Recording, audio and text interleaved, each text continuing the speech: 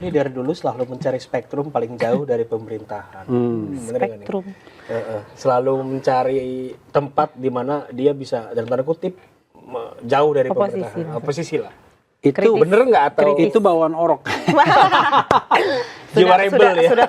Sudah karakter selalu Ya, jadi kritik. bukan berarti saya tidak pernah di pemerintahan ya. Saya pernah jadi staf khususnya Pratikno di awal-awal masa Yang pemerintahan. tadi aku baca. Ya kan, di awal-awal Baru tahu masa tadi. pemerintahan Jokowi. Tapi hanya bertahan 4 bulan. Karena saya menganggap chemistry-nya nggak ada. Oh, mencari Ya. chemistry. Jadi chemistry-nya nggak ada. Dan ternyata orang seperti saya memang agak sulit kalau memuji-muji itu. Maunya kritis kan. Nah, ketika Sudah memuji-muji karakter. pemerintahan agak berat. Karena once you are part of the government, maka Anda kan nggak bisa ngomong apa adanya kan Iya biasanya. sih. Nah sekarang Tiba-tiba Bang Refli jadi sekarang apa bisa ngomong apa adanya? Nggak bisa juga sebenarnya. Karena bisa? ada ancaman kriminalisasi kan. Oh, Iya kan? ngomong di Sekarang sosmed ini kena ITE. menurut saya Jokowi sudah berhasil mendidik rakyat Indonesia untuk menjadi pelapor. Oh, Ya kan? Coba bayangkan, kita mengkritik pemerintahan, ada yang ada lapor. ancamannya, iya betul. Ya kan? Berarti ini implikasinya Tidak hanya melapor, panjang. tapi dihukum. Ya ada Sagana Nenggolan dulu, Anton Permana, Jumhur Hidayat. Ngomong apa coba? Ngomong tentang apa waktu itu Omnibus Law. Diancam, dipenjarakan. Nah, itu tragedi demokrasi kita. Ya, jadi menjadi orang pemerintahan tidak bebas ngomong, tapi menjadi oposisi nggak bebas juga ngomong. Sama. Karena ada kriminalisasi. Tapi ya sudahlah, karena bawaan orok ya kita berdiri di luar pemerintahan aja sebagai sebuah standing. Jiwanya di situ ya. Soul standing ya kan. Oh, soul Ya. standing. Enggak ini Bang, enggak takut risiko Gitu. ntar jadi kayak Rosuryo juga dilaporin. Kalau dilaporin saya sudah berapa kali dilaporin. Itu. Udah kebal kayaknya. Kebal sih tidak, tetap aja takut kita dilaporin. tetap. Emang enak yang jadi masuk penjara kan nggak enak kan? Cuma karena kita orang hukum, tentu kita harus tahu pasal-pasalnya. menjaga agar jangan sampai kita mudah sekali dikriminalisasi, ditundukkan orang, karena kita tidak tahu kan. Nah, karena itu ketika kita ngomong tentang sesuatu ya kita jaga. Karena gini, kalau Anda misalnya berada di luar pemerintahan, ya, maka Anda harus betul-betul menjaga omongan Anda. Kenapa? Karena Anda tidak berteman dengan penguasa. Kalau berteman dengan penguasa tuh enak nyikat orang. Ada backingan. Ya dia pikir polisi teman kita ya kan? Oh. Ya kan? Penegak hukum teman kita ya kan?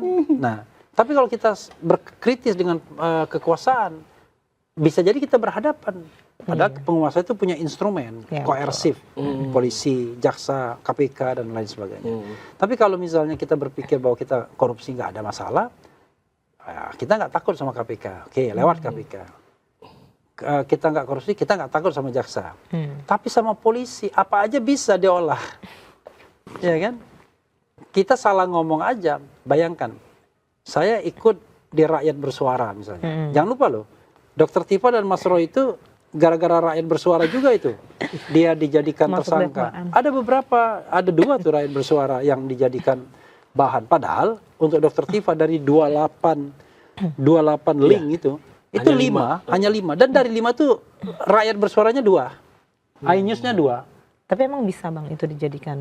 Ya itu menjadi masalah. Produk jurnalistik kok dijadikan Itu, bahan. iya. Menurut Abang gimana? Ya nggak bisa. Nanti kita juga jadi Iya, nggak bisa. Takut Ada juga. gitu jadi Jangan lagi. ya. Nggak bisa. Kenapa nggak saya bilang nggak bisa? meja konfirmasi. Gini, kan dalam prinsip jurnalistik itu sudah ada yang namanya hak jawab. Nah, kalau dia tidak puas dan hak jawab ke Dewan Pers. Hak jawab itu sudah terjadi sebenarnya. Karena yang diundang kan 2 pihak. Iya, betul. Ketika misalnya Mas Roy ngomong A, itu udah dibantah sama Gogon, sama Andi Azwan, sama siapapun yang walaupun kita menganggap tidak ada legal standingnya, ya kan? Sampai lepas ini. Iya. Mas. Masih bisa? Masih bisa, masih tinggal bisa. cepit lagi. Tinggal dijepit ya. Cepet lagi. Jadi walaupun kita menganggap tidak ada legal standingnya, tetapi kan dia pretend mewakili Pak Jokowi dan publik atau media itu mengatakan dia mewakili Pak Jokowi. Jadi sebenarnya sudah ada hak jawab pada waktu itu. Kalaupun tidak puas, bisa lagi menggunakan hak jawab resmi dari Pak Jokowi. Kalaupun tidak puas, gunakan Dewan Pers untuk klarifikasi. Game is over. Akan terjadi mungkin rekonsiliasi kan. Tapi ini enggak.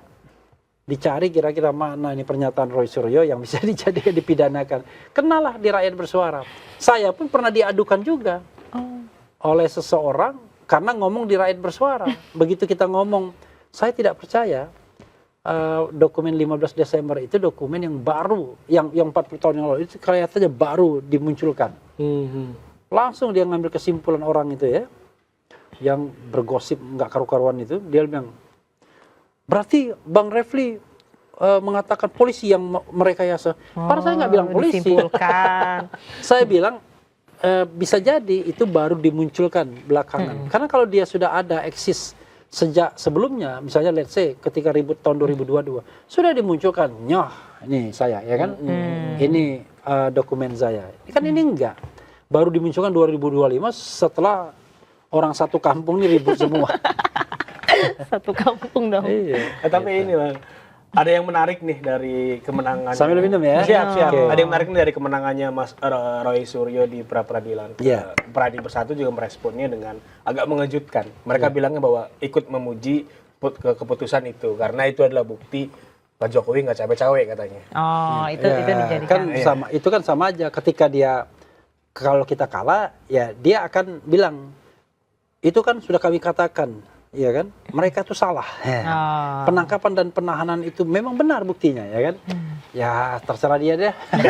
Jadi itu template doang nih kayaknya. Iya, template. Template Intinya tanggapan. adalah dia melakukan negative explanation, ya. Jadi kalau kita mengatakan A, dia akan mengatakan B. Kita B, dia A, ya kan, begitu. Terus kan yang menarik juga dari beberapa kali kuasa hukum Pak Jokowi juga menyatakan bahwa Jokowi siap hadir nih di persidangan. Nah, itu, Bang. Siap hadir. Kemarin nggak hadir. Ya, sebagai kuasa hukum. Pasti punya kesempatan buat nyecer pertanyaan ke Pak Jokowi kan. Dari Mas Refli sendiri mau nanya apa nih? Kalau ada Pak Ya saya Jokowi. mau nanya fotonya doang. Wow, Kalau kemarin Mas Rustam mau nanya kumis ya? Kumis. Ya foto kan ada kumis, ada ininya Kalau kan. Pak Saya Refli? mau tanya, ini Pak Jokowi rambut Anda kok tebal belah tengah ini sejak kapan ini, ya kan? Lalu sekarang kok tipis belah pinggir itu sejak kapan, ya kan? Tanya. Kemudian kita tanya lagi nih, ini kumis, ini kapan dicukurnya itu kok? Sekarang nggak Udah nggak ada kumisan lagi. Biasanya orang cowok kalau kumisnya bagus seperti itu dipertahankan sampai tua kan? Karena lambang ya. Bayangkan kalau Eros Jarod nggak ada kumis kan?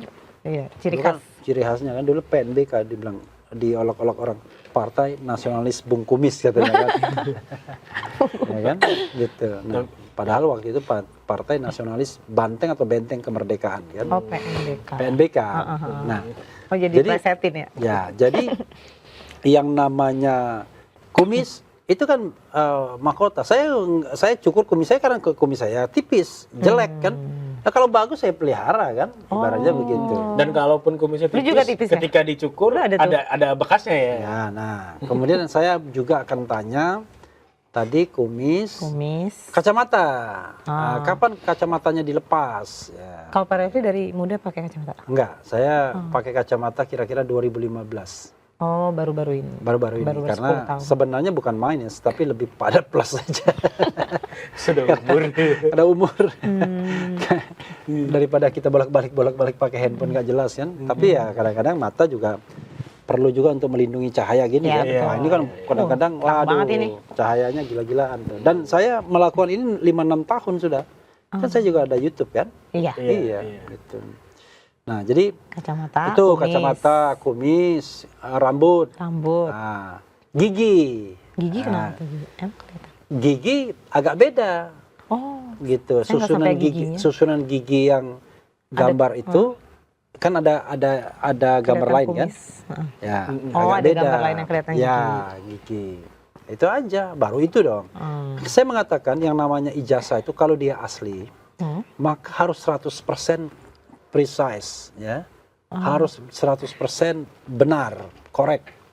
Nah, tapi kalau ada satu saja komponen tidak benar, itu berarti nggak asli dia. Contoh, Anda mau ribut emboss lah, watermark lah, ada semua. Tapi fotonya bukan foto Jokowi, gimana kita mengatakan itu ijazah Jokowi? Iya sih. Foto. Sekarang pertanyaannya adalah, mudah tidak membedakan foto Jokowi dan tidak foto Jokowi? Ya mudah lah, ya kan? Kalau foto yang itu rambutnya gondrong, tebal belah tengah. Jokowi tipis belah pinggir. itu berkacamata, Jokowi tidak kacamata. Itu berkumis, Jokowi tidak berkumis. Itu giginya rata, Jokowi tidak, ya kan? Hidungnya itu mancung, Jokowi agak melebar sedikit. Jadi menurut saya ya banyak perbedaan. Belum lagi kalau pakai ilmu Dr. Tifa, matematika Bayesian, istilah dia. Iya, matematika Bayesian. Dia menemukan 92,37% itu ketidaksamaannya. Jadi misalnya ya, yang tidak bisa berubah dari orang itu jarak antar mata. Oh, alis. Ya, jarak antar mata. jarak antar mata. Mata sini sama mata sini kan nggak bisa berubah. Iya. Ya kan ada orang matanya mungkin agak jauh dari terdekat. Nah itu kan jarak antar mata nggak bisa berubah. Macam-macam lah. Oh, Ya, yang Ya orang apa ya morfologi ya. kecuali Misalnya, oplas. Oplas pun Oh, iya sih, jarak paling antar mata. hidung, ya. Iya paling hidung. Tapi jarak antar mata nggak akan Kan kita tetap berubah. nggak bisa dioplas Iya. ya, benar sih. Tulang rahang misalnya, itu nggak bisa dioplas. Bagaimana kita ngoplas tulang rahang? Gak sempet baca? Dengerin aja, klik icon text to speech di okezone.com.